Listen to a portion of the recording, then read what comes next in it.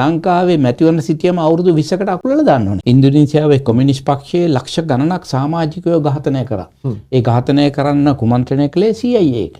හමුදාවලට මරණ පරීක්ෂණයකින් තොරව මලමිනී විනාශ කරන්නට බලය දෙනවා. මර්ධනයට මුහුණ දෙන්න බැරි තත්ත්වයක් තියෙනවා නම් පහර දෙන්න කියන ඒක ආවා පණවිඩේ.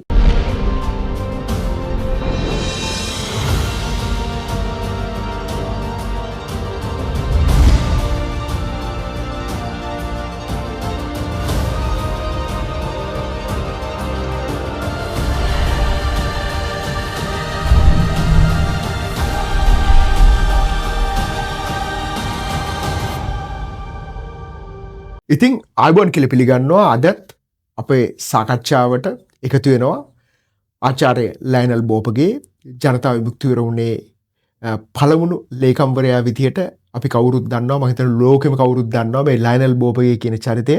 ඉතින් ආයුබෝවන් කියලා පිළිගන්නවා. ආයුබෝවන්. ඉතින් අද අපේ වැඩසටහනේ අතර මේ ජනතා විමුක්ති පෙරමුණ කියන සාධකය මුල් කරගෙන විශේෂයෙන් අපේ ජයන්ත වීරරත්න ඔබ දන්නවා ඔබ නන්දන වීරරත්න ඔක මට වර්ධනය වෙලා වුණේ නන්දන වීරරත්නගේ කතාවත් තමයි මේකට පාදක කරගන්න උත්සාහ කරන්නේ අද. ඒකට හේතුව වෙලා තියෙන්නේ මේ ජනතා විමුක්ති පෙරමුණේ මූල බීජයන් නිර්මාණ වෙලා තියෙන්නේ මේ බුද්ධ දර්ශනය මතද එහෙම නැත්නම් කාල් ලෙනින්ගේ මාක්ස්ගේ දර්ශනය මතද කියන පදනම මත තමයි මේ සාකච්ඡාව නිර්මාණය කරන්නේ. එතකොට ඊට ඉස්සෙල්ලා මම අර ඔබ පරණි JP පළමු සමාජිකයා විදිහට JP පළවෙනි ලේකම්වරයා විදිහට ඔබට මේ විජේවීර කියන සාධකයේ ගැන අපි යලිත් කතා කළ යුතුයි කියන තරක අපි කවුරුත් ඉන්නවා. මොකද අද ජනතා විමුක්ති පෙරමුණට සම්භාවයක් තියෙන රජයක් ශ්‍රී ලංකාවේ බලයපත් වෙලා තින්නේ. ශ්‍රී ලංකාවේ අද වර්තමාන නායකයා ජනතා විමුක්ති පෙරමුණේ නායකයා තමයි අද රටේ ජාතික ජනබලවේගයේ වගේම රටේ ජනාධිපතිවරයා වෙලා ඉදිරියටපත් වෙලා තියෙන්නේ. එතකොට මිනිස්සු තුල අපි කාර් තුලක් තියෙන යම්කිසි කුතුහලයක් මේ නිර්මාණය කරපු පක්ෂයේ නිර්මාතෘවරයාගේ ක්‍රියාකලාපයන් සම්බන්ධයෙන් යම් දේවල් තියෙනවා. එතකොට ඇත්තටම මම ගත්තොත් ඔබලා මේ 71 කැරල්ල පටන් ගත්තා. මේ 71 කැරල්ල පටන් ගත්තේ රාජ්‍ය මර්ධනයට විරුද්ධවද එහෙම නැත්නම් අපි මේක අපේ අවශ්‍යතාවයක් උමනාවක් වුණාද මේ 71 කැරල්ල ආරම්භ කරලා බලය ගත යුතුයි කියලා ඒකෙදි ඒ එතන තියෙනවා විවිධ කතා වස්තුන්. එතකොට ඒ කාලේ වෙනකොට මුළු යුරෝපෙම තිබ්බා විවිධ රටවල හමුදා ආණ්ඩු බිහි වුණා මේ කමියුනිස්ට් ක්‍රමයේ පරද්දන්න. ඒත් එක්කම රට තුල නිර්මාණ වුණා කොමියුනිස්ට් රජයන්. ඒ වගේ විවිධ හැලහැප්පීම් සිද්ධ වුණා. ඒවා ඵලයක් විදිහටද මේ 71 කැරැල්ල ආරම්භ වුණේ. එහෙම නැත්නම් විජේවීර කියන රෝහණ විජේවීර කියන පක්ෂ නායකයාගේ තීරණයක් මත මේ 71 කැරැල්ල පටන් ගත්තාද කියන එක තමයි මගේ පළවෙනි ප්‍රශ්නේ. ඒ ගැන අපි කතා කරමු. ඔව්. දැන් ඇත්තටම ඒක හුඟක් හොඳ ප්‍රශ්නයක්. මේ හැම ප්‍රශ්නයකටම මම හිතන්නේ අපි කතා කරනකොට මූලික වශයෙන්ම අපි අවබෝධ කරගන්න ඕන ඒ වාතාවරණය ඒ සිද්ධිය වුණු වාතාවරණය මොන සන්දර්භයක් තුළද ඒක වුණේ කියන එක. ඒකෙන් හුඟක් පිළිතුරු ලැබෙනවා මේ වගේ ප්‍රශ්න වලට. එකක් තමයි ජාත්‍යන්තර වශයෙන් ඒ කාලේ පැවතිච්ච තත්ත්වය, රටේ පැවතිච්ච තත්ත්වය, ඊළඟට පුජ්‍යලෝ හැටියට අපි හැම කෙනාගෙම මේකට වෙච්ච සහභාගීත්වය.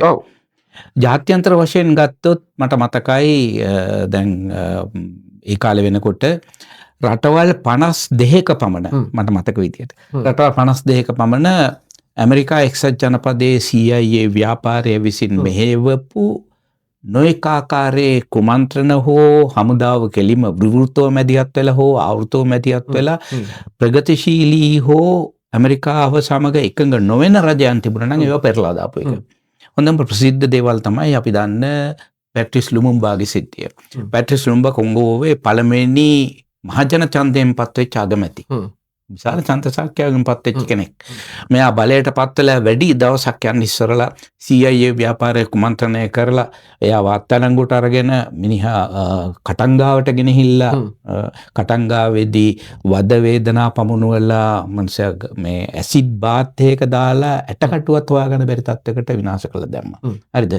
එයාගේ නමින් තමයි සෝවියට් දේශයේ පැට්‍රිස් ලුමුම්බා විශ්වවිද්‍යාලය පටන් ගත්තේ. කොන සහෝදරයා ගියපු විශ්වවිද්‍යාලය. හරිද? ඒක එක සිද්ධියක්. නමුත් රටවල් 52ක කුමන්ත්‍රණ දැන් 71ට ආසන්නම වෙච්ච දෙයක් තමයි ඉන්දුනීසියාවේ වෙච්ච ප්‍රතිවිප්ලවය. ඉන්දුනීසියාවේ කොමියුනිස්ට් පක්ෂයේ ලක්ෂ ගණනක් සමාජිකයෝ ඝාතනය කරා. ඒ ඝාතනය කරන්න කුමන්ත්‍රණය කළේ CIA එක. CIA එකෙන් තමයි මේව කරලා මේ සුහර්තෝගේ නායකත්වයෙන් හමුදා කුමන්ත්‍රණයක් මේව කරලා මේ රටේ සම්පූර්ණ තත්ත්වය වෙනස් කළා. එතකොට මේ වගේ තත්ත්වයක් ජාත්‍යන්තර වශයෙන් පැවතුනේ. මම කිව්වේ රටවල් 52ක.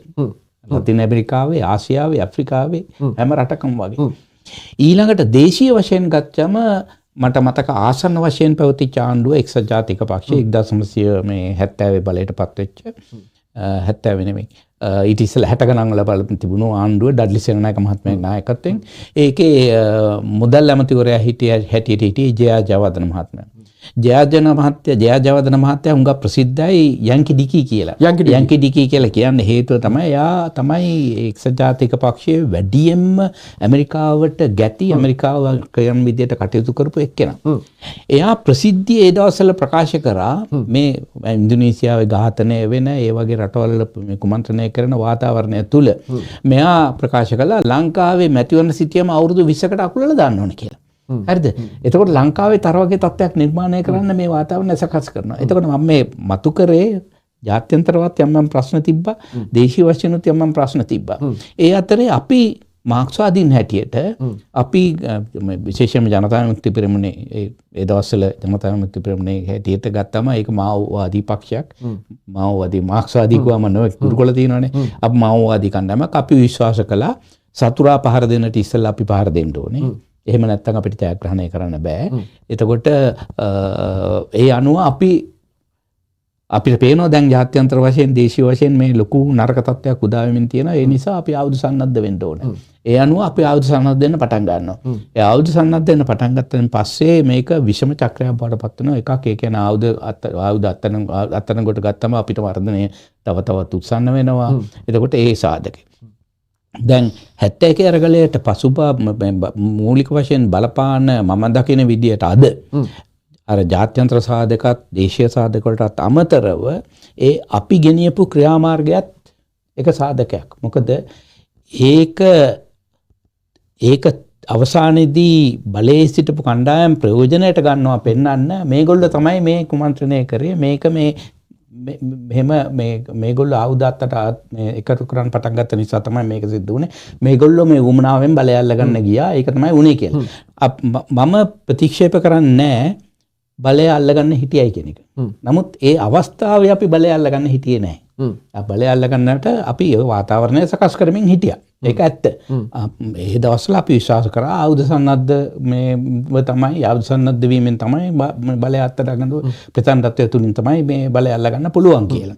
එතකොට ප්‍රචණ්ඩත්වය කියන වචනය බොහොම භයානක වචනයක් නේ. ඔව්. මට ඔය එක සැරයක් මට හම්බුණා මේ පීයේ කිරිවන්දිනිය. පීයේ කිරිවන්දිනිය તો 71කට සම්භාවයක් තියෙන මිනිස්සෙනේ සනසේ. සාලිය මේ ලේත් එක අරගලේ බොහොම තීරණාත්මකයි. ඔයාලා ලේත් එක අරගලේට එකතු වෙලා ඉවරයි. දැන් ඔයාලට ඉස්සරහට යන්නත් බෑ පස්සට යන්නත් බෑ. මේ ලේත් එක අරගල හරිය භයානකයිනේ. එතකොට ඒ වගේ තීරණයක් ගන්නකොට එතන අනිවාර්යයෙන්ම මනුෂ්‍ය ඝාතනයක් සිද්ධ වෙනවා. මනුෂ්‍ය ඝාතන සිද්ධ වෙනවා. එහෙම නැතු අරගලයක් සිද්ධ වෙන්නේ නැහනේ. ආයුධ සන්නද්ධ අරගලයක්. එතකොට එතනදී ජනතා විමුක්ති පෙරමුණේ රෝහණ විජේවීර සහෝදරයා ඇතුළු ඔබ කණ්ඩායමේ මතවාදය කුමක් වුණාද? දැන් අපි ප්‍රචණ්ඩත්වය කියන එක පාවිච්චි කරන ප්‍රධානම මේක තමයි ප්‍රචණ්ඩත්වයට ප්‍රචණ්ඩත්වය සාධාරණයි. අන්න ඒකයි. ඒ කියන්නේ නමුත් ප්‍රචණ්ඩත්වයක් නැතුව ප්‍රචණ්ඩත්වයක් නිර්මාණය වීමද මම දකින්නේ. එහෙම දෙයක් අපි විශ්වාස කරේ නැහැ. අපි හැමතිස්සෙම විශ්වාස කරේ මාක්ස්වාදී න්‍යාය අනුව ඒ කියන්නේ අපි බලය ගන්න උත්සාහ කරනකොට අපිට විරුද්ධව ප්‍රචණ්ඩත්වය ක්‍රියාත්මක වෙනවා. ප්‍රචණ්ඩත්වය ක්‍රියාත්මක කරන එක අත්දැකීමෙන් තියෙනවා හැමතැනම වෙච්ච දේ. ලතින් ඇමරිකාව පුරාම ආසියාවේ ඇෆ්‍රිකාවේ හැම රටකම වෙච්ච දේ. එතකොට එහෙම ප්‍රතිවිප්ලවීය අවස්ථාවක් එනවා නම් එහෙම ප්‍රචණ්ඩත්වයක් අපිට විරුද්ධව පාවිච්චි කරනවා නම් ඒකට තමයි අපි අනිත් පැත්තට ප්‍රචණ්ඩත්වය පාවිච්චි කරන්නේ. ඒක තමයි මේක. ඒතන තමයි මේ ගැටුම ඇති වෙන්නේ. එතකොට මම විශ්වාස කරනවා 71දී මේ අරගලයට බලපාන්න ප්‍රධාන වශයෙන් බලපාපු එක හේතුවක් අපි අපේ දායකත්වය අපි මේක කරපු පුජ්‍යලිකව හැටියට රෝහණ සහෝදරයාත් ඇතුළු අපි අනිත් පැත්තෙන් අපිට විරුද්ධව හිටපු කණ්ඩායම් කරපු දේවල්. දැන් 71 ගත්තම මාර්තු 8 වෙනිදා මට මතක විදියට ආණ්ඩුවත් සමග සම්බන්ධ කොටසක් ඒ කියන්නේ මාओවාදී තරුණ පෙරමුණ කියලා. එතකොට ආණ්ඩුවත් එක්ක ඒගොල්ලෝ සම්බන්ධකම් තිබ්බේ ටීබී ඊළඟරත්න වෙළඳ ඇමතිවරයා හරහා. එයා ඒ කණ්ඩායම උපයෝගී කරගෙන ඇමරිකානු තානාපති කාර්යාලය ඉස්සරහා විරෝධය පෑමක් කළා. විරෝධය පෑවේ මේ ඇමරිකන් ආධාර දෙන්න එපා කියලා ජනතා විමුක්ති පෙරමුණට. ඒ කියන්නේ CIA සංවිධානයක් හැටියටනේ අපි හඳුනලා තිබුණේ. CIA සංවිධානයට මේ ආධාර කරන්න එපා කියලා. එතෙන්දී ඇති වෙච්ච යම් සිද්ධි නිසා එතන පොලිසියේ නිලධාරියෙක් පිහියනුමකට ලක් වෙලා මරණයට පත් වුණා. ඒ මරණයට පත් වුණාම අපි ජනතා විමුක්ති පෙරමුණ හැටියට අපි ප්‍රසිද්ධ ප්‍රකාශනයක් උච්චාරය දාම මේක අපේ සම්බන්ධයක් කිසිම නැහැ කියලා ඒ සිද්ධියට. එහෙම ප්‍රකාශයක් කරලා තියෙද්දි ආණ්ඩුව ඒ සිද්ධියම තමයි පාවිච්චි කරේ හදිසි නීතිය ප්‍රකාශ කරන්න මේ ජනතා විමුක්ති පෙරමුණේ තහනමට ලක් කරලා ඊට පස්සේ හදිසි නීතියේ 3 වෙනි කොටස ක්‍රියාත්මක කළා. ඒ වැඩි දවසක් යන ඉස්සර වෙලා හදිසි නීතියේ 3 වෙනි කොටස කියන්නේ මහා භයානකම දෙයක්. ඒකෙන් කිව්වේ එතකොට දැන් මොනවත් වෙලා නැහැ රටේ. මේ කැරලි ප්‍රචණ්ඩත්වය මොනවත් වෙලා නැහැ අපේ අතින්. නමුත් ඔබලා ආයුධ එකතු කරනවා. ආයුධ එකතු කරනවා. අහුවෙලා තිනවා ආයුධ එකතු කරලා අත්තරකට පත් වෙලා තියෙනවා. එතකොට දැන් මේක මේකක් කළා හමුදාවලට මරණ පරීක්ෂණයකින් තොරව මලමිනී විනාශ කරන්නට බලය දෙනවා කියලා. මේ එන්නේ මාර්තු 18 වෙනිදා. දැන් කරල්ල හැටියට සමහර අප්‍රේල් 5 වෙනිදා. හරිද? සති දෙකකටත් වැඩි කාලයක්, සති 3කට වැඩි කාලයක්. එතකොට මේක එහෙම හදිසි නීතිය පත් කළා රෝණ සහෝදරය අත්අඩංගුවට කරගෙන අපි නීති උපදෙස් හොයලා ගියා. ඒ කියන්නේ කොහොමද දැන් මේකට මොකද අපි කරන්නේ නීති වශයෙන් මුණ දෙන්න පුළුවන්ද කිව්වම අපිට නීතිමය වශයෙන් ලැබුණු උපදෙස් තමයි 1818 1848 බ්‍රිතාන්‍යයන් විසින් තමයි මේක අවසාන වතාවට යොදාගෙන තියෙන්නේ. ඊට පස්සේ මේ පළවෙනි වතාවට මේ වගේ නීතියක් ලංකාවේ යොදාගත්තේ. මේකට දේශපාලන වශයෙන් මේ පිළිතුරක් මිසක් නීතිමය වශයෙන් පිළිතුරක් නැහැ කියන එක. Oh my goodness. හරිද? එතකොට මේ தත්ත්වය අපිට තදින් බලපං පැහැදිලිවම ආණ්ඩුව තීරණයක් කෙරුවා නම් මම හිතනවා ඒක බරපතල මේ වගන්තියක් හදිසි නීතිය තුල තියෙනවා. ඒ කියන්නේ නඩු විභාගයකින් තොරව මහසත් පරීක්ෂණයකින් තොරව බොඩි විනාශ කරන්න ඒක ජයරුත් මම හිතන්නේ 49 වෙනි වගන්තිය යටතේ ජයරුත් එක කළා. ඒක බොහොම බරපතල දෙයක්. ඒකද ඉතින් එතකොට ඔබතුමාලාගේ ආයුධ සන්නද්ධ අරගලයට අවතීර්ණ වීම යම් විදිය සාධාරණත්වයක් නිර්මාණය වෙනවා. එතකොට ඊට පස්සේ ඒ කියන්නේ මේ මම හිතන්නේ මට මේ බාලසම්ප සහෝදරයා අපේ නඩුවෙන් හිටපු එයා කිව්ව විදියට මාර්තු මාසයේ අග වෙනකොට ජනතා විමුක්ති පෙරමුණෙන් 2000කෝ 3000ක් දෙනා අත්අඩංගුවට අරගෙන මේ මර්ධනයට භාජනය කරලා තිබුණා. ගම්වලට ගිහිල්ලා ගම්වල හිටපු සමහර අයට වෙඩි තියලා තිබුණා. ඒ කියන්නේ අරගලේ 71 කරලා පටන් ගන්න ඉස්සර වෙලා. මේ සමහර සහෝදරරු කැලේට බහැලා කැලේ තමයි ජීවත් වුනේ. හරි ගම්වල ජීවත් වෙන බැරි තත්ත්වයක් ඇති වෙලා. එතකොට මෙන්න මේ වගේ. අනිත් එක මේක අපි පැහැදිලිව තේරුම් ගන්න ඕන දෙයක් තමයි මේ මුල් කාලේ ඉඳලම ඇත්තටම ලංකාවේ හමුදාවලට උපදෙස් දුන්නේ එක පැත්තකින් එංගලන්තේ MI5 MI5 කියන ඔත්තු සේවය. හරිද? ඒක ලංකාවේ මේ අනුකූලව තිබුණා. ඒ කාලේ ක්‍රියාත්මක වුණා. ඒ කාලේ ක්‍රියාත්මක වුණා. හරිද? ඊළඟට ඒ දවස්වල ඉඳලම මොසාඩ් එකත් එක්ක සම්බන්ධකම් තිබුණා. ඒ කියන්නේ ඊශ්‍රායලය මේකත් එක්ක සම්බන්ධකම් තිබුණා. ඊශ්‍රායලය උපදෙස් දෙනවා කොහොමද මේ ප්‍රගතිශීලී ව්‍යාපාර නැති කරලා දාන්නේ කියලා. හරිද? ඒ කාලේ ඉඳලම 88 89 ඊට වැඩිය මැදිහත් වුණා ඒගොල්ලෝ. ඔව් මම දන්නවා. එතකොට මෙන්න මේ වගේ වාතාවරණයක් තුල තමයි ඇති වෙන්නේ. මේකෙන් මම උත්සාහ කරන්නේ මේ අපේ තිබිච්ච වගකීම නිෂේධ කරන්න. ඒ කියන්නේ අපේ යම් කිසි මේකට සම්බන්ධයක් තියෙනවා. මේකට යම් කිසි ආකාරයක දායක වීමක් තියෙනවා. නමුත් මම පළවෙනි වගකීම පළවෙනි මේ වග උත්තරකාරය කරන්නේ ආණ්ඩුව. මොකද ඒ කාලේ බලේ හිටියේ සමගි පෙරමුණු ආණ්ඩුව සභාග ආණ්ඩුව ශ්‍රී ලංකා නිදහස් පක්ෂයේ ලංකා සමාජ පක්ෂය සහ කොමියුනිස්ට් පක්ෂයේ ශ්‍රී ලංකා නිදහස් පක්ෂ නායකත්වයෙන් ඒ කාලේ වෙනකොට කමිටුවක් පත් කරලා තිබුණා. මේ කියන්නේ 70 බලයට ආපු ගමන්ම වගේ පත් කරලා තිබුණා පීටර් කේනමන්ගේ නායකත්වයෙන් චේ ගුවෙරා බියුරෝ පත් කරලා තිබුණේ ජනතා විමුක්ති පෙරමුණ කොහොමද විනාශ කරන්න කියන එකට. හරිද? හ්ම්. ඒකට ඒ කාලේ ඉඳලා මේගොල්ලෝ ඒක ක්‍රියාත්මක වුණා. මට මෙතන පුංචි ප්‍රශ්නයක් එනවා ඔව්. බොබගේ මහත්මයා. මෙතනදී 1900 සිරිම බණ්ඩාරනායක කියන්නේ වාමාංශික හැඩයක් ගත්තේ අපි ඇත්තටම කතා කරමු අන්ඩ්‍ර දිසානායක වගේ දැන් රටේ විවිධ 1948 අපි නිදහස ගත්තන් පස්සේ සිරිම බණ්ඩාරනායක රජය ධනේශ්වර විරෝධී වැඩ ගොඩක් කළානේ තෙල් ජන සතුව.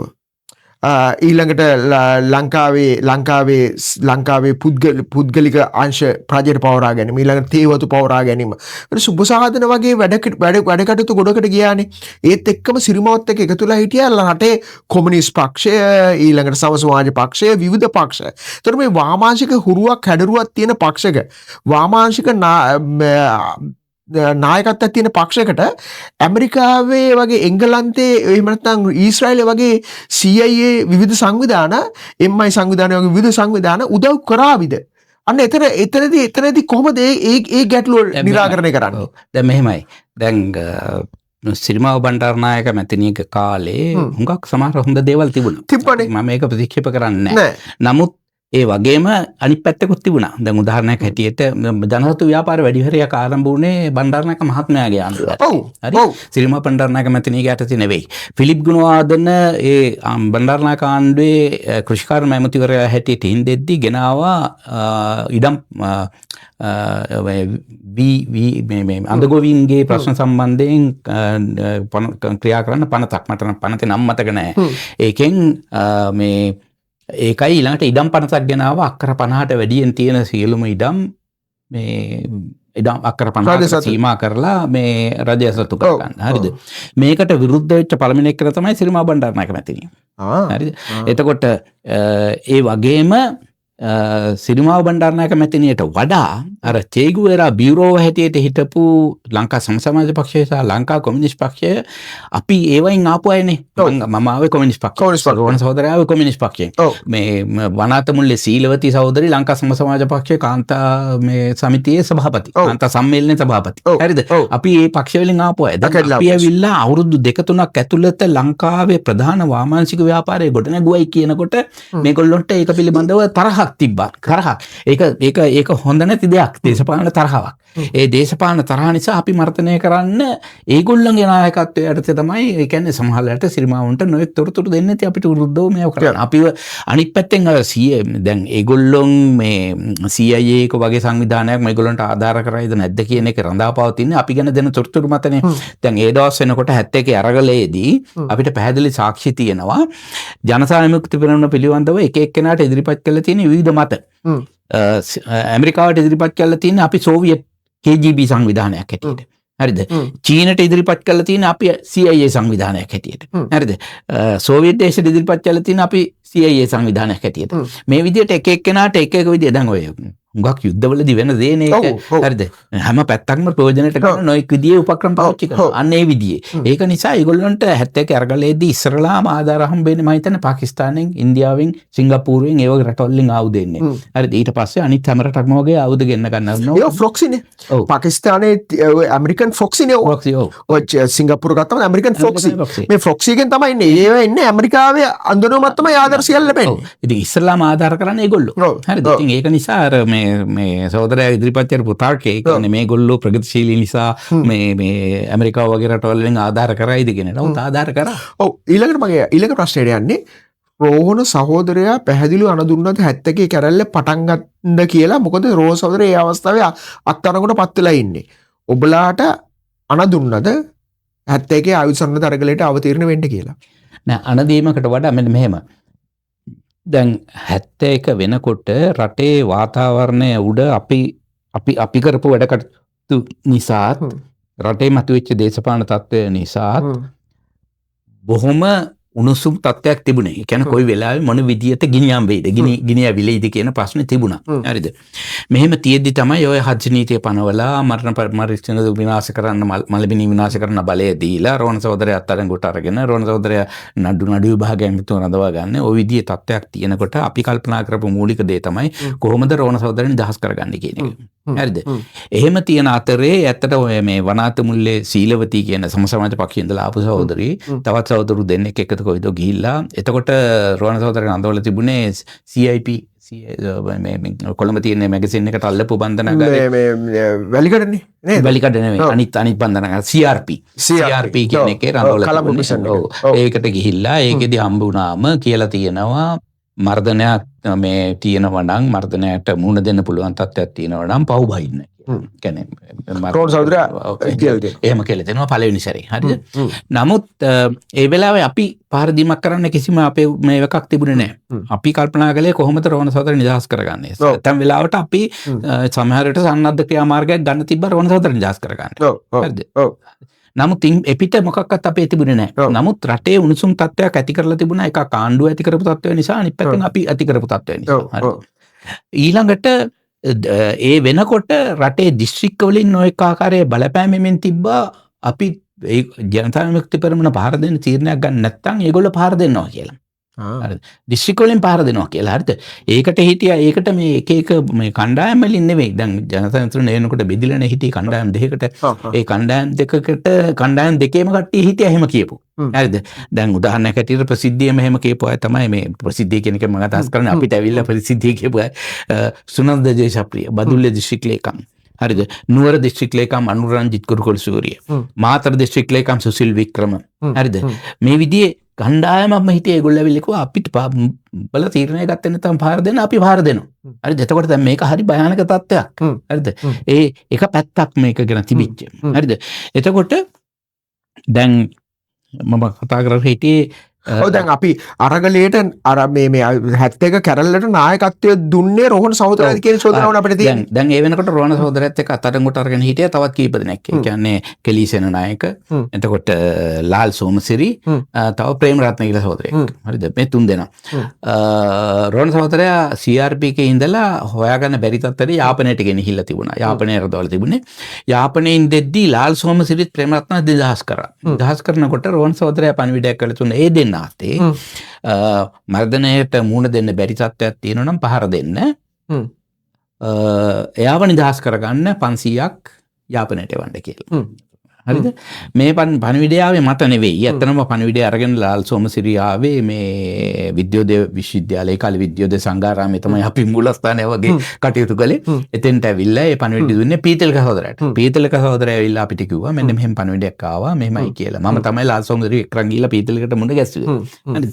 එතකොට මෙතෙන්දී කෙලින්ම ඒ කියන්නේ පහර මර්ධනයට මුහුණ දෙන්න බැරි තත්ත්වයක් තියෙනවා නම් පහර දෙන්න කියන ඒක ආවා පණිවිඩේ. හරිද? ඒක නියෝගයක් නෙවෙයි. හරිද? ඊළඟට අනිත් පැත්තෙන් ඒ තවත් පණිවිඩයක් ගිහිල්ලා තිබුණා. මේ කියන්නේ ඒ කාලේ අනික් කණ්ඩායම. ඒ කියන්නේ ජනතා යන්ත්‍රණ කණ්ඩායම දෙකකට බෙදලා හිටියේ. ඒ අනික් කණ්ඩායමේ නායකත්වය දුන්නේ සනත් සහෝදරයා අතුල ලොකු අතුල ඊළඟට ඒ කණ්ඩායමට ඒගොල්ලන්ට ගිහිල්ලා කියලා පහර දෙන්න කියලා. අපි අද දන්න විදියට ඒ කණ්ඩායම තීරණය කළා දිනවා පහර දෙන්න. හරිද? නමුත් මේ අතරේ දැන් මෙතන කණ්ඩායම් දෙකක් බෙදිලා මර්ධනයට මුහුණ දෙන්න බැරි තත්ත්වයක් තියෙන නිසා අපි කල්පනා කරා නෑ මේ දෙගොල්ලොම එකට එකතු වෙලා සාකච්ඡා කරමු බලන්න මොකද්ද කරන්න පුළුවන් කියලා. ඒ උඩ තමයි අප්‍රේල් 2 වෙනිදා තීරණය මේ අපි සංඝාරාමේ රැස් වෙන්නේ. අප්‍රේල් 2 වෙනිදා සංඝාරාමේ රැස් වුණාම මුලින්ම යෝජනා කළේ ඇත්තටම ඔය මේ අප්‍රේල් 4 වෙනිදා ගහන්න ඕන අර එහෙම කියලා තීරණයක් මේව කරා. නමුත් අපි මම ඔබතුමා ලේකම් පක්ෂේ නෑ මම මධ්‍යම සභාවේ විතරයි. එතකොට මම එතකොට ඇත්තටම මම කොළඹ හිටියෙත් නෑ මම හිටියේ මාතලේ. මාතලේ අපි මේ මර්ධනය පිළිබඳ ප්‍රශ්න නිසා අකරැඩිය කියන ගමේ මාතලේ ආරක්ෂිත ගම්මානයක් හරි ගස්සගස්සේ හිටියා. මර්ධනය ආවම මේ සහෝදරවරු ගෙනහිල්ලා ආරක්ෂා කරා. හරිද? එහෙම ඉඳෙද්දි තමයි මේ එතන හිටපු සහෝදරයෙක් මාතලේට බඩු ගන්න ගියාම පත්තරයක තියෙනවා දැකලා තමයි රෝහණ සහෝදරයා අතට කොට ගත්තයි කියලා ඇවිල්ලා පිට කිව්වම මම කොළඹ එන්නේ එතෙන්දි. ඒ කියන්නේ මාර්තු සමහරවිට 18 20 වගේ. හරිද? එතකොට කොළඹට ආවම තමයි පීතල සහෝදරයා කියන්නේ මේ කොළඹ ඉන්න මේ දවස්වල මේ ප්‍රශ්න තියෙන නිසා කියලා එතෙන් තමයි මම ඇදියත් වෙන්නේ. නමුත් මගේ තක්සේරුව වුණේ කොළඹ තිබිච්ච තත්ත්වයේ උඩ පහර දීමක් කරන්න බෑ කියලා. පහර දීමක් කළොත් මේක අසාර්ථක වෙනවා. මොකද අපිට ආයුධත් නැහැ, පිරිසුත් නැහැ, පිරිස් බලයක් නැහැ කියලා. මම දෙවෙනිදා සාකච්ඡාවේදී ඔක පැහැදිලි ලෙස කිව්වා. හරිද? පැහැදිලිව කිව්වා මේම තත්ත්වයක් තියෙන කොළඹ. ඒකින්ද අපිට ජයග්‍රහණයක් කරන්න බෑ කියලා. හරිද? නමුත් මගේ වැරද්ද මං කියන්නේ මම ඒ වෙලාවේ විරුද්ධ වුණේ නැහැ මේ තීරණයක් ගන්නවට. මම කිව්වේ මේක අදහස් ප්‍රකාශ කිරීමක් කළා. නමුත් ඒකේ විරුද්ධත්වය ප්‍රකාශ කළේ නැහැ. හරිද? ඒ වෙලාවේ මේක පිළිබඳව ලොකු අතුල ඒ කියන්නේ නිමලසිරි ජයසිංහ ඒ කාලේ මගේ ගුරුවරයා පළවෙනි. හරිද? මෙයා කිව්වා කෑගල්ලෙන් අවශ්‍ය තරම් පිරිස් දෙන්න පුළුවන්. මේ මේ කෑගල්ලෙන් අවශ්‍ය තරම් පිරිස් දෙන්න පුළුවන් 1000ක් දෙනෙක් එවනවා 1000ක් එවනවා කොළඹට සන්නද්ධ කරලා සම්පූර්ණයෙන්ම කොළඹ කිසි ප්‍රශ්නයක් වෙන්නේ නැහැ කියලා. හරිද? නමුත් දෙවෙනි තත්ත්වය පස්වෙනිද තියා ඊට පස්සෙවත් මොකක්වත් උනේ නැහැ කොළඹ. හරිද? එතකොට අපි එහෙම කියෙද්දි තමයි ඊට පස්සේ තීරණය ගන්නේ. ඒ කියන්නේ මේ දෙවෙනිද රැස් වෙච්ච කණ්ඩායම තීරණය කරනවා අප්‍රේල් 5 වෙනිදා රෑ 11:00 පාර දී යුතුයි කියලා. එහෙම තමයි තීරණය ගන්නෙ. ඒකට බලපෑව සාධක ගොඩක් තියෙනවා. එකක් තමයි පහලින් ආපු පීඩනය. මේ කියන්නේ මේකට පහර දෙන්නේ නැත්තම් පහර දෙනවයි කියප එක. ආණ්ඩුව පැත්තෙන් එල්ල කරපු පීඩනය. ඊළඟට අපිම ගොඩනගලා තිබිච්ච වාතාවරණය. ඊළඟට රෝහණ සහෝදරයෝ ඔබ පණිවිඩය. ඒකත් බලපෑව. ඒකට බල නෑ කියන්න බෑ. මේ සේරම සාධකවල අවසාන ප්‍රතිඵලය තමයි 71 අරගලය. එතකොට අත්තරගුණ පත්වෙලා සිරපත් කරනවනේ. මේ හිරගෙදරදී රෝහණ සහෝදරයා මේකට අනදුන් නෑ කියන එක ප්‍රකාශ කෙරුවනේ. හිරගෙදරදී ඔහු ඒකේ නායකයා සාමාන්‍යයෙන් ඕනෑම තැනක පවුලක වුණත් නායකයා වගකීම් බාර ගන්නවා. මේක ඒකේ විවිධ හේතු පැතිකඩවන් තිබ්බට අවසානයේ මම මේකේ වගකීම් බාරගත්තා. ඒක තමයි නායකයාගේ සැබෑ යුතුයකම. නමුත් රෝහණ සහෝදරයා මේකෙන් මග ඇරියානේ. ඒක කොහොමද ඔබ දකින්නේ? මෙහෙමයි ඒක ඇත්තටම ඒක ගැන අදත් මම කම්පා වෙනවා ඒ තත්ත්වය ගැන. මොකද අපි දැන් කට්ටියම වැලිකඩ හිරගෙදරට ගේනවා මහනඩුව දාලි වෙරලා මහනඩුවේදී පිටිකාරයෝ හැටියට මහනඩුවේ 42 දෙනෙක් කොයිද හිටියා 42 අත්අඩංගුවේ පසු වෙන කට්ටිය සේරම එකතු කරා අර පැමිණිල්ල වෙනුවෙන් සාක්ෂි දෙන අය ඇරෙන්න. එහෙම හිටියා මම හිතන 4 දෙනෙක්ද 6 දෙනෙක්ද ඒ කට්ටිය ඇරෙන්න. ඊටු කට්ටිය එකට එකතු කරා. මෙතෙන්දී අපි මූලික වශයෙන් මේ කෙලිසෙන නායක සහෝදරයයි මමයි උයන්ගොඩ සහෝදරයයි එතකොට ඒ කාලේ අපි එකට හිටියේ කණ්ඩායමක්ම නායනානන්ද විජේ කුලතිලක ඔය වගේ කට්ටියම හිටියා. අපි කට්ටිය උත්සාහ කළා අපි කොහොම හරි මේ කට්ටිය එක කතා බහ කරලා අපි එකඟතාවයකට ඇවිල්ලා නඩුවට මුහුණ දෙමු කියලා. හරිද? නමුත් ඒ නඩුවට මුහුණ දීමේදී ප්‍රධාන මේ එකක් උනේ ප්‍රධාන මේ කොන්දේසියක් හැටියට වගේ ආවේ කොන්දේසියක් නෙමෙයි. නමුත් ඒකේ තත්වයකට ආවේ අපි වගකීම පිළිගත යුතුයි අපි පහර දුන්නා කියන එක. හරිද? මේකට රෝහණ සහෝදරය එක්නුනේ නැහැ. රෝහණ සහෝදරය ඒක වගේම ප්‍රතික්ෂේප කළා. හරිද? එතකොට දැන් අපිට ප්‍රශ්නයක් ආවා. ඇයි මේ පණිවිඩයකුත් එවලා මෙහෙමයි කියලා මේ පහර දීම ප්‍රතික්ෂේප කරන්නේ නැතේ? ඕක පිළිබඳව අපි ඇත්තටම උයන්ගොඩ පක්ෂෙන් ඉවත් වෙන්න බලපාපු එක හේතුවක්. කියන්නේ මේ තත්ත්වය. නමුත් ඒ පස්සේ කාලෙක ඉවත් උනේ. එතකොට අපි රෝහණ සහෝදරයත් එක්ක තර්ක කරා වෙනම. ඒ කියන්නේ දැන් මේ ජවිපේ කට්ටිය හැටියට හිටියේ අපි කීප දෙනයි. අපි කට්ටිය කතා කළා නෑ මේක තමයි කරන්න ඕන දේ. අපි කියමු. එතකොට රෝහණ සහෝදරයක පැත්තෙන් ඉදිරිපත් කරපු දේ තමයි අපි එහෙම ඉදිරිපත් කරොත් අපි පිළිගත්තොත් අපි තමයි පහර දුන්නේ කියලා අපිට කිසිම මේ නිදහසට කාරණයක් ඉදිරිපත් කරන්න හම්බෙන්නේ නැහැ. සම්පූර්ණයෙන්ම නඩුව තීන්දුව කරලා වැඩිකාරයෝ මේගොල්ලෝ කියලා නඩුවට මේව කරයි කියලා. ඉතින් දැන් මේකට විරුද්ධව අපිට තර්කයක් තිබුණේ නැහැ. නැහැනේ. කාටවත් ඇති වෙන්නේ නැහැ. ඒක සාධාරණයිනේ. ඔව්. තර්කයක් තිබුණේ නැහැ. ඒක නිසා අපි ඒ කියන්නේ මේක ගැන මේ අපේ හිතේ මේ වෙන අදහසක් තිබුණත් අපිට ඒක නෙක මම හිතන්නේ අද ආපහු වෙරලා බැලුවම ඒක මේ නිවැරදි තීරණයක් නෙවෙයි. නමුත් රෝහණ සහෝදරයාගේ බලපෑම උඩ අපි තීරණය ගත්තා. කියන්නේ එතෙන්දි තමයි මම හිතන්නේ තවත් වැරදි අවබෝධයක් ඇති වුණා. මොකද දැන් අපි ගිහිල්ලා කිව්වම මේ නඩුව මේකට පහර දෙන්නේ අපි නෙවෙයි මේක ලෝකෝතුල කණ්ඩායමේ වැඩක් නැත්නම් වෙනත් කණ්ඩායමක වැඩක් කියලා. එහෙම කිව්වම වෙනත් ඉරගවල හිටපු අය නොඑක් ප්‍රශ්න ඇති කරගත්තා. මේගොල්ලෝ මේ පහර දීම කරලා මේ අපිට පහර දෙන්න කියලා දැන් අපි මේ පහර දුන්නේ නැහැ කියලා මග අරිනවා වගේ කිව්වා. උතනදී සමහරට රෝහණ සහෝදරයා මෙහෙම හිතුවක් දන්නේ නැහැනේ. ඒ කාලේ තිබ්බේ එංගලන්ත නීතියනේ. ඒතකොට රාජද්‍රෝහී වැරදට මරන්න දඬුවමනේ නියම වෙන්නේ. අපි ඒ වගේ දෙයක් රාජද්‍රෝහීනේ. ඒක රාජද්‍රෝහී අරගලයක්. ඒකෙදී සමස්ත අපි උපායශීලී ව්‍යවස්ථාවෙත් අපේ ජීවිත බේර ගැනීම සහ අඩුම තරමින් ජීවිතාන්තය දක්වා හරි සිරදනුන් ලබා ගැනීම සඳහා ඒ උපක්‍රම භාවිතා කළ යුතුයි කියන තැනක ඔහු හිටියා කියලා ඔබට හිතෙන්නේ නැද්ද? නෑ එයා මොන විදිහට කල්පනා කරාද කියලා කියන්න මම දන්නේ නැහැ. නමුත් අපිට අපේ නඩුව විභාග කළේ අපරාධ යුක්ති විනිශ්චය කොමිසම සභාව නීතියට. ඒක අර්ථය දෙන්න පුළුවන් උපරිම දඬුවම තමයි අවුරුදු 20. ඔව්. හරිද? නමුත් රෝහණ සහෝදරයා ජීවිතාන්තය දක්වා මට මේ තියන්න තීරණය කරා. මේ කියන්නේ කොමිසමෙන් මේ නීතියට පරිබාහිරව තීන්දුවක් දුන්නේ ජීවිතාන්තය දක්වා හිරදෙනවා තියන්නේ. නීතිය අනුව බෑ. ඒකට විරුද්ධව ඇම්නෙස්ටි මේ ඇම්නෙස්ටි ඉන්ටර්නැෂනල් එකයි මෙහි සිවිල් රයිට්ස් මූව්මන්ට් එකයි ඒ වගේ කට්ටිය මේක ගැන මේ ආණ්ඩුවට පෙන්නලා මේක නීති විරෝධී කියලා කිව්වයින් පස්සේ තමයි ඒක අවුරුදු 20ට ආපහු කැපුවේ. හරිද? එතකොට ඒ කියන්නේ රෝහණ සහෝදරයා මරන්න පුළුවන් නම් මරන හිරගේ ඇතුළේදී අපි 3 සැරයක් මරන්න හැදුවා. අපි කීප දෙනෙක්ව මේ ඝාතනය කරන්න උත්සාහ කළා. CID මැදිහත් වෙලා එහෙම කරන්න හැදුවා. ඇතුලේ ඉන්න කට්ටිය පාවිච්චි කරලා මරන්න හැදුවා. ඉතින් ඒ වගේ. ඉතින් එහෙම තත්ත්වයක් තිබුණේ. ඉතින් මම දකින්නේ එදා ඒ කළපු වැඩේ වැරදි. මගේ පැත්තෙනුත් ඒක පිළිබඳව වගකීමක් තියෙනවා. ඒක වැරදි. ඊට පස්සේ අපි ඇත්තටම මේ නන්දන විරත්නේ කතාවට එකතු යන්නේ. මේ කතාවේදී ඔහු කියනවා මේ ජනතා විමුක්ති පෙරමුණ මාක්ස් මූලධර්ම පාවිච්චි කළාට ලෙනින්වාදී මූලධර්ම පාවිච්චි කළාට ජනතා විමුක්ති පෙරමුණ තුල පැහැදිලිවම දිස්සුනේ ප්‍රායෝගික තලයේ මේ බුද්ධ ආගමේ තියෙන ශ්‍රී ලංකාවේ බුද්ධ ආගමේ තියෙන සිරිත් විරිත් ගති පැවතුම් කියලා. හරිද? දැන් ඇත්තටම බුද්ධ දර්ශනය තුල නිවනනේ. අපි මේ මාක්ස් ලෙනින්වාදය තුල අපිට JVP එකෙන් පෙන්ලා තියෙන්නේ මේ මාක්ස් ලෙනින්වාදී රාජ්‍යයක් ගොඩනගපුවාම අපේ සියලු දෙනාව සමානයි, සියලු දෙනාගේම ජීවිත සුඛිත මුදිත වෙනවා. අපි කැමතුණත් අකමැතුණත් ඕකනේ ඇත්ත තත්ත්වේ. ඒ කියන්නේ මේ මම කියන පුද්ගලයාත් එක්ක කතා කරන්නේ. දැන් ඔබ වගේ පුද්ගලෙක් නෙවෙයි.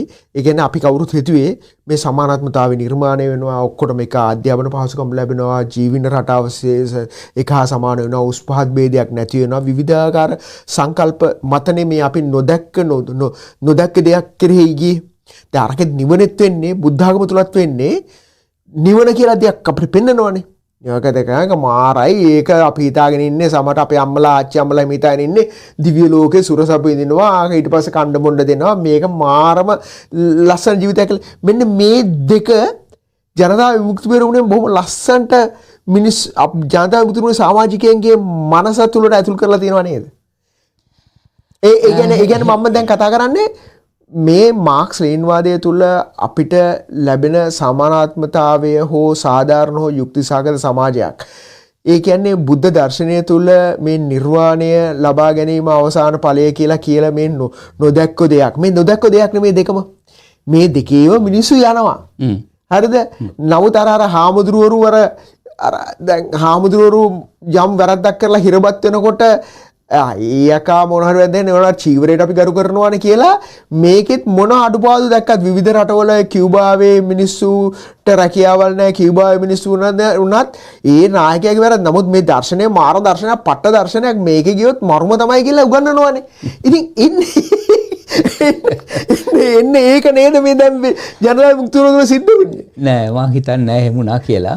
ඒකට මං ඉදිරිපත් කරන සාධක ගණනාවක් තියෙනවා. එකක් තමයි මම පිළිගන්න දැන් උදාහරණයක් හැටියට මම බෞද්ධ දහම් පාසලට ගිහිල්ලා පාලි සංස්කෘතිය ඉගෙනගෙන එහෙම කාලයක් තිබුණා. නමුත් අපේ පවුල් ගත්තම අර මේ පන්සලට කැපවෙච්ච එහෙම දාන දුන්න අරමය කළා. නමුත් එහෙම ඉතින් ආයේ නෙවෙයි. හැබැයි ජනතා විමුක්ති පෙරමුණ ඇතිවෙච්ච ගර්භාෂය දැක්කොත් ඒ ගර්භාෂය ඇවිල්ලා ලංකාවේ දකුණේ ගැමි බෞද්ධ සිංහල පරිසරයනේ. ඒකෙන් තමයි අපි සීලු දෙනාම වැඩි හරියක්. ඒ නෑ ඇත්තටම අර HW තම්බයියාගේ සිංහල ලෝක කියන කස්ටම තම්බයියානේ ඔය අපරාධ යුක්ත කොමිෂන් සභාවේ සභාපතිවරයා නේ? නෑ HW නෑ. HW තම්බයියාගේ කාර්යය මොකක්ද? පොතක් තියෙනවා වෙනම ලියලා. එයා පොතක් ලියලා තියෙනවා සිංහල ලෝයන් කස්ටම කියලා. ඒකෙත් එයා කියන්නේ ඔය බොබගේ අයියා කියන දේමනේ. ඇත්තද? නේ? නැති. දැන් එතකොට දැන් අපි හැදිච්ච වැඩිච්ච පරිසරය ගත්තම දැන් මම ඉස්කෝලේ යන කාලේ මම කමියුනිස්ට්වාදියෙක් වෙන්න මූලික බලපාපු එකක් තමයි උඩකන්දවල සිරු සරණංකර හාමුදුරුවෝ ලියපු මාක්ස්වාදය සහ බුද්ධ දර්ශනය කියන පොත. හරිද? එතකොට මේ මාක්ස්වාදය සහ බුද්ධ උඩකන්දවල සිරු සරණංකර හාමුදුරුවෝ කියන්නේ කොමියුනිස්ට් පක්ෂයේ පළවෙනි සභාපති. හරිද? මධ්‍යමකාර සභිකයෙක්. හරිද? එතකොට සරණංකර හාමුදුරුවෝ ලියපු ඒ පොත කියවුවම ඒකේ ඇත්තටම බොහොම සිත් අද ගන්න සුළු. ඒ කියන්නේ බුදුදහමයි මේකයි සංසන්දනය කරනවා. සංසන්දනය කරලා එයා කියන්නේ බුදුදහමේ ඉදිරිපත් වෙන සංඝ සමාජය කියන එක. මාක්ස්වාදයෙන් ඉදිරිපත් කරන අර කොමියුනිස්ට් සමාජයේ ඒ මූලික මේ ලක්ෂණ ඒවා බොහොම සමානයි. සමානතා හරිද? සමානයි. නමුත් මේ දෙක යන්නේ වෙනස් පාරවල් දෙක. එකක් තමයි ඒ කියන්නේ මාක්ස්වාදී සංකල්පය කොමියුනිස්ට් සමාජය කියන එක සාමූහික ප්‍රයත්නයක්. මිනිස්සු එකිනෙකා කරේ බලලා අපි අවබෝධ කරගෙන අතරමඟ සමාදානයට ඇවිල්ලා ඒක තුලින් යන එක. නමුත් බෞද්ධ සමාජයේ නිවන කියන එක ඒක පෞද්ගලික දෙයක්. තමන්ම අවබෝධ කරගෙන තමන්ම මේක මේව කරගෙන අනුන්ට කියලා දෙන්න කියන එක වෙන එකක්. මේ බුදුහාමුදුරුවෝ කියනෝනේ මේ ගිහිල්ලා හැමෝටම කියන්න මේක පණිවිඩය කියන්නේ. නමුත් ඒක නෙවෙයි. නමුත් ප්‍රධාන වෙන්නේ පුජ්‍යලයා. හරිද? නමුත් මාක්ස්වාදයේ ප්‍රධාන වෙන්නේ පුජ්‍යලයා නෙවෙයි. සමාජය. හරිද? එතන ලොකු බරපතල වෙනසක් තියෙනවා. දැන් අපි කොච්චර කිව්වත් එහෙම අපි හැදුණු වැඩුණු ඒ පරිසරයේ බලපෑම අපිට නැති වෙන්නේ නැහැ නේද? දැන් මම හාමුදුරු කෙනෙක් දැක්කොත් වඳිනවා. හරිද? ඒක નિરાයාසයෙන්ම වෙන දෙයක්. අපේ මොකක්ද අර මේ සබ්කොන්ෂස්නස් බුදු සරණයි කියනවා. අපි නිකන් සාමාන්‍ය කියන එක අපේ සුභවාදී වචන නේ. ඉතින් දැන් මම හැම ආගමකටම ගරු කරනවා. මම එක ආගමක්වත් අදහන්නේ නැහැ. හරිද? නමුත් හාමුදුරු කෙනෙක් හම්බුනොත් වඳිනවා. ෆාදර් කෙනෙක් හම්බුනොත් අතට දීලා කතා කරනවා. මුස්ලිම් මේ නබි හම්බුනොත් ඒගොල්ලන්ට කතා කරනවා. ගෞරව කරලා ඒක කතා කරනවා. ඒ හැමෝන්ටම නිදහස් තියෙනවා තමන් අදහන දේ මොකද්ද කියලා තීරණය කරලා ඒක කරන්න. හරිද? දැන් අපේ මූලික સિદ્ધාන්තය උනේ මේ මාක්ස්වාදී පක්ෂයක් හැටියට ආගම කියන එක රජයෙන් වෙන්විය යුතු දෙයක්. ආණ්ඩුව ආගමයි කියන දෙක පටලවා ගන්න හොඳ නැහැ. මොකද ආණ්ඩුව කියන්නේ හැමෝන්ගේම ආණ්ඩුවක්. ඒක බෞද්ධයාගේත්, ක්‍රිස්තියානිකාරයාගේත්, මුස්ලිම් කාරයාගේත් හැම එක්කෙනාගේම මේ ආණ්ඩුවක්. හරිද? නමුත් ආගම කියන්නේ ඒක තමන්ගේ පෞද්ගලික දෙයක්. හරිද? මේ දෙක අතරේ පටලවා ගැනීමක් කළොත් එතන දැන් හැබැයි ආගම කියන එක එහෙම නිෂේධ කරන්න පුළුවන් දෙයක්වත් නෙමෙයි. මොකද දැන් ලෝකයේ පුරාම ජාත්‍යන්තරව තියෙන අත්දැකීම් වලින් පේනෝනේ සෝවියට් දේශය අවුරුදු 70කට පස්සේ ආපහු රුසියානු ඕර්තොඩොක්ස් සභාවටනේ පූටින් ගිහිල්ලා එකතු වෙන්නේ. හරිද? එතකොට තාම චීනේ එහෙම නැහැ. චීනේ මේ ආගම මේ එකක් නැහැ. කියුබාවේ නැහැ. නමුත් ඒ වගේ තියෙනවා. දැන් නමුත් මාෝ සේතුන් අත තිබ්බේ නැහනේ. චීනී බෞද්ධ අම්මා බෞද්ධයෙක් නිසා මාෝ සේතුන් චීනී බුද්ධ ආගමට අත තිබ්බේ නැහනේ. නේද? ඔව්. දැන් මෙහෙමයි. අපි ආගම බලහත්කාරයෙන් විනාශ කරන්න පුළුවන් දෙයක් නෙවෙයි. හරිද? ආගම පිළිබඳව දැන් ඕස්ට්‍රේලියාව ගන්නකෝ. ඕස්ට්‍රේලියාව කොමියුනිස්ට් රටක් නෙවෙයිනේ.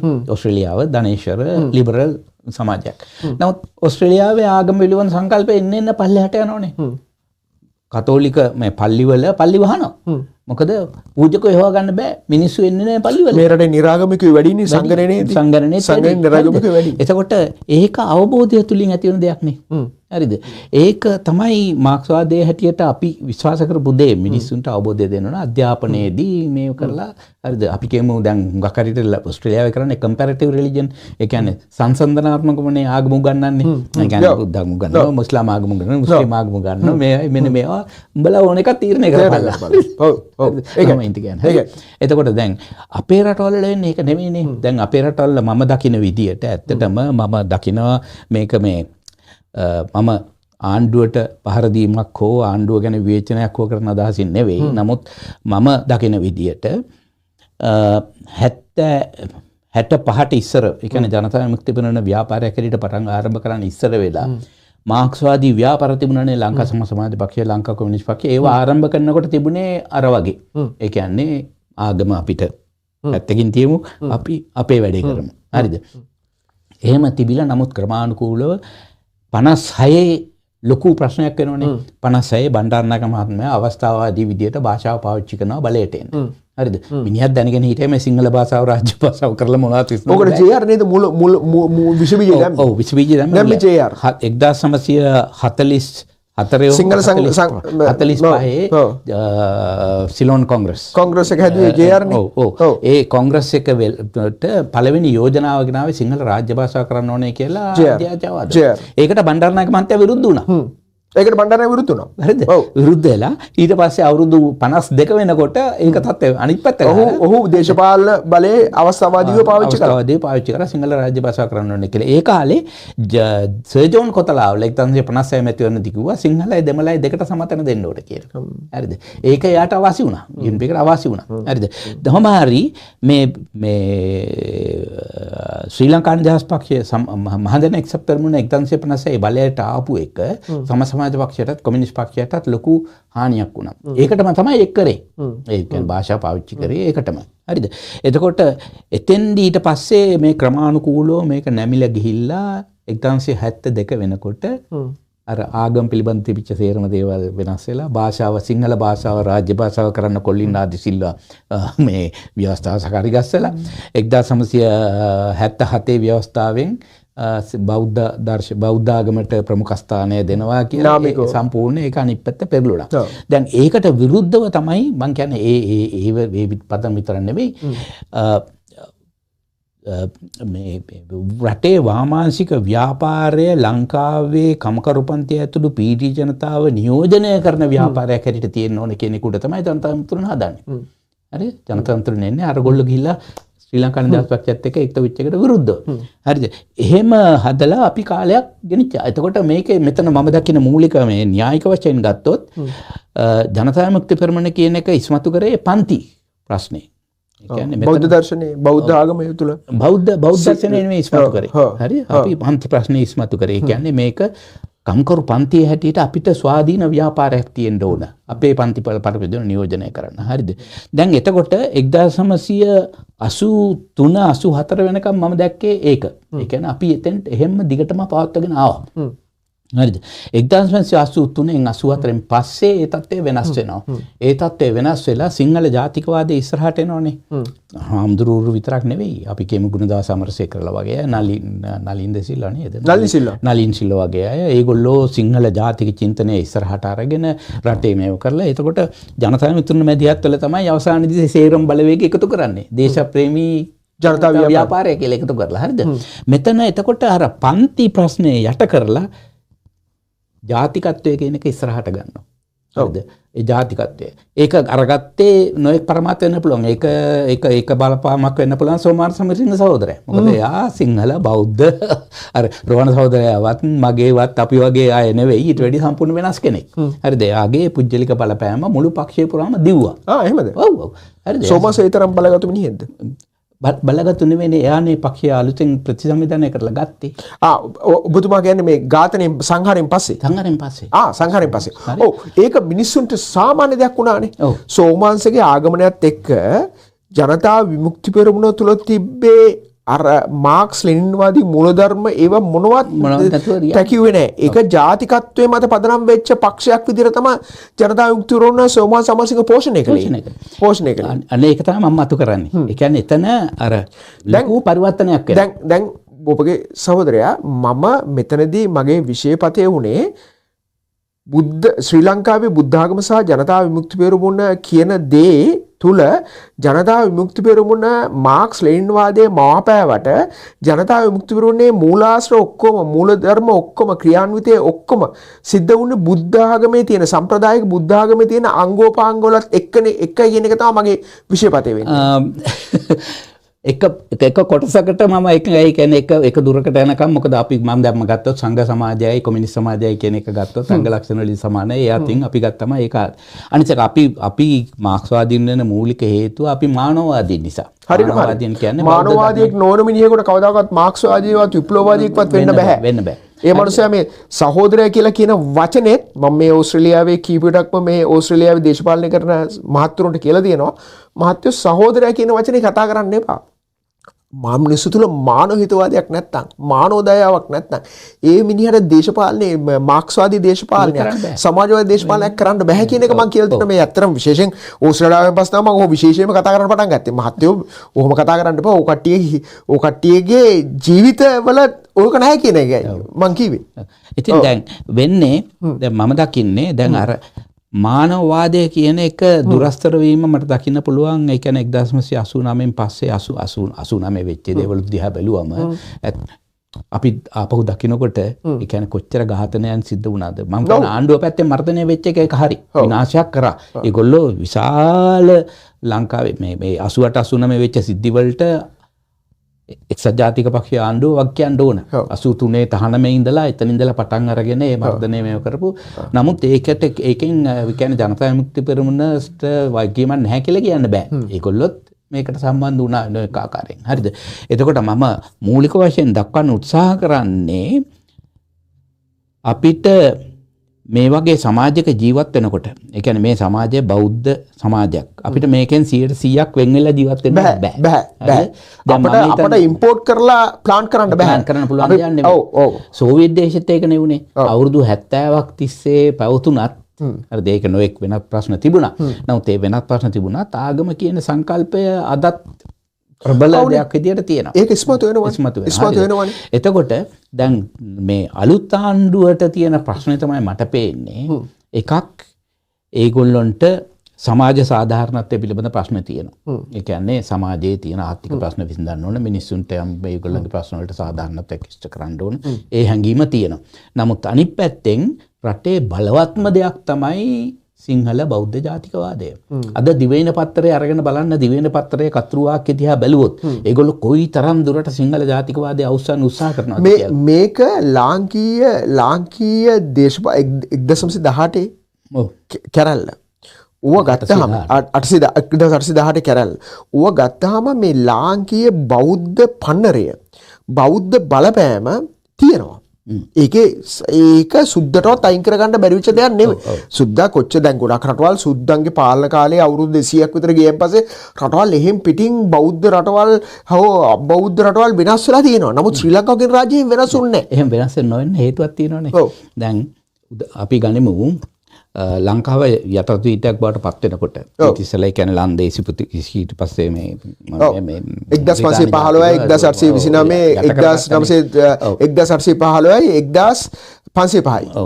යට කරගත්තට පස්සේ පළවෙනි සැරේට ලංකාවේ වැඩවසම් තිබිච්ච වැඩවසම් ක්‍රමය ඔය තිබුණනේ මොකද්ද විහාරගම් නරමයේ ඔය පිළිබඳ ප්‍රශ්න ඊළඟට එදිනෙදා මේ වතාවත් කරන කණ්ඩායමක් කුලවාදී ප්‍රශ්න ඒවට විරුද්ධව යම්කිසි ආකාරයක ධනේශ්වර ප්‍රතිසංස්කරණයක් ගේන්නේ කෝල්බෘක් කැමරන් ප්‍රතිසංස්කරණ වලින්නේ හරිද ඒ කෝල්බෘක් කැමරන් ප්‍රතිසංස්කරණ ගෙනාවට ඒව බලහත්කාරයෙන් පටවපු ප්‍රතිසංස්කරණ මිනිස්සුන්ගේ අවබෝධය තුලින් මිනිස්සු වෙනස් වෙලා එහෙම ඇතිවෙච්ච දේවල් නෙවෙයි ඒක නිසානේ කියන්නේ අපි ජනතා විමුක්තිවරණ මුලින්දලම කියන්නේ ධනේශ්වරකමේ කියන එක අපේ රටේ සමාජය තුළට බලහත්කාරයෙන් ඔබ්බපු එකක්.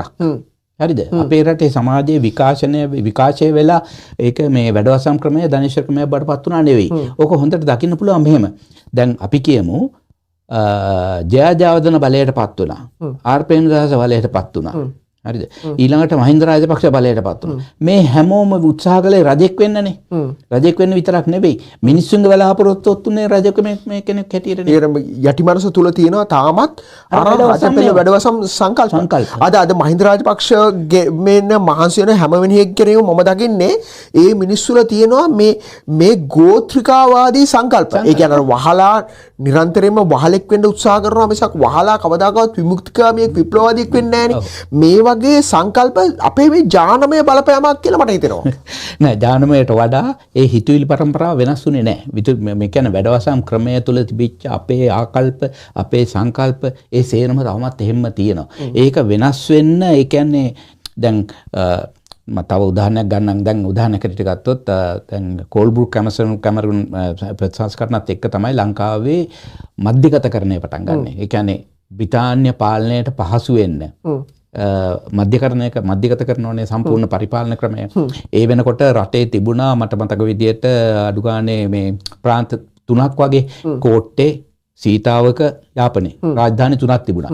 ඒ රාජධානි 3ම අහෝසි කරලා එකට ඒකාබද්ධ කරලා ලංකාව කියන යටත්වීත හැදුවා. යටත්වීත පාලන ක්‍රමය. හරිද? එතකොට දැන් මේක පවත්වාගෙන ගියා 1948 වෙනකම් බලහත්කාරයෙන්. මම මෙතන පොඩි ප්‍රශ්නයක් අහනවා. කෝල්බෘක් කොමිසමෙන් එහෙම කළා නම් ඇයි උඩරට නීතිය පහත රට නීතිය තේස්වාලාමේ නීතිය තුලින් අපේ රටේ ජනසංඛ්‍යාව බෙදා වෙන් කිරීම සඳහා බ්‍රිතාන්‍ය උප්පැරවැට්ටියක් යෙදුවා නේද කියන එක සිතුවිල්ල මට ඇති වෙනවා. දැන් ඔවුන් කෝල්බුක් කොමිෂන් සභාව තුලින් ඔවුන් ශ්‍රී ලංකාවේ ඉංග්‍රීසි නීතිය ලංකාවේ ස්වභාවික නීතිය බවට පරිවර්තනය කරනවා තමයි. නමුත් ඔවුන් පාලනයේ පහසුව සඳහා වර්ගීකරණය තුලින් පාලනය ලේසි කර ගැනීම සඳහා තේසෝලාම නීතියේ එසේම තිබ්බා, උඩරට නීතියත් එසේම තිබ්බා, පහතරට නීතියත් එසේම තිබ්බා. ඒ තුලින් අර කියපු ඔබතුමා කිව්වා වගේ අර කියපු දේවල් සාර්ථක වුණේ නැහැ. ඒ කියන්නේ එක පැත්තකින් ඒගොල්ලන්ට මධ්‍යගත කරන්න අවශ්‍ය වුණා මේ කාර්යක්ෂමතාවය සඳහා, පාලන ක්‍රමයේ කාර්යක්ෂමතාවය සඳහා. නමුත් අනිත් පැත්තට බෙදා වෙන් කිරීම පාවිච්චි කරා ඒගොල්ලන්ගේ පාලනය පහසු කරගන්න. හරිද? ওই දෙක අතරේ ගැටුමක් තිබුණ දිගින් දිගටම. දැන් අද වෙලා තියෙන්නේ අපි මධ්‍යගතකරණය කියන එක එංගලන්තය ඇති කරපු මධ්‍යගතකරණය හැම පවත්වාගෙන යනවා තාමත්. හරිද? ඒක අපිට බලහත්කාරයෙන් දාපු එකක්. ඒක අපි තාම පවත්වාගෙන යනවා. ඒක මම පිළිගන්නවා ඒක කාර්යක්ෂමතාවය සඳහා හොඳයි. මොන හරි පාලනයක මධ්‍යකරණය තියෙන්න එපා. ඔව්. නමුත් ඒකේ අනිත් පැත්තට ලොකුම හානිය වෙන්නේ රටේ ඉන්න විවිධ ජන කොටස් ඇතුළත් කර ගැනීම. මේ සේරොංගම දැන් අපි කියනෝනේ අපි මොකද්ද මේ සවරින්ටි කියන එකට මොකක්ද කියන්නේ? ස්වෛරීත්වය කියන එක එන්නේ ජනතාවගෙන්නේ. අපි ජනතාව තමයි ස්වෛරීත්වය කියන්නේ ඒගොල්ලෝ. එතකොට ඒක සිංහල ජනතාව විතරක් නෙවෙයි. ඒක දෙමළ, මුස්ලිම් රටේ ඉන්න 21 ජන කොටස් 21ක්ද කොයිද ඉන්නෝ ඒ සේරොංගෙම ඒක තමයි ස්වෛරීත්වය කියන්නේ. එතකොට දැන් එහෙම නැතුව අපි අර සෙන්ට්‍රලයිස් කරලා තියෙනකොට එතන ඔතොරිටි එකක් නේ තියෙන්නේ. අපි කියන විදියට තමයි සේරම ඉන්න ඕන. එතකොට අර ස්වෛරීත්වය ක්‍රියාත්මක වෙන්නේ නැහැ. හරිද? එතන දැන් ඔතන මම කියන්නේ මේ ආණ්ඩුව මුහුණ දෙන ඉදිරියේදී ප්‍රශ්නේ. දැන්ට ඒක නැහැ. නමුත් ඉදිරියේදී මුහුණ දෙන ප්‍රශ්නේ එක පැත්තකින් ඒ කියන්නේ ආර්ථික ප්‍රශ්නේ නම. හරිද? මේ ඉක්විටි කියන ප්‍රශ්නේ සමානත්වය පිළිබඳව හරි ඇතුල් කර ගැනීම ප්‍රශ්නේ නම. ආර්ථික ප්‍රශ්න විසඳන්න ඕන. ඊළඟට සියලුම දෙනාට සමාන විදියට සලකන්න ඕනේ. ඉතින් ඇත්තටම මේ අසන්නේනේ අපි සමුගන්නවා විරාමයකට. ඉතින් අපි ආයේ තව ඊළඟ වැඩසටහනට අපි අවතීර්ණ වෙනවා. ඉතින් අපි ඊළඟ වැඩසටහනින් අපි හමු වෙමු. බොහොම ස්තුතියි අපේ පළමු වැඩසටහනට සහභාගී වීමට. ආයුබෝවන්.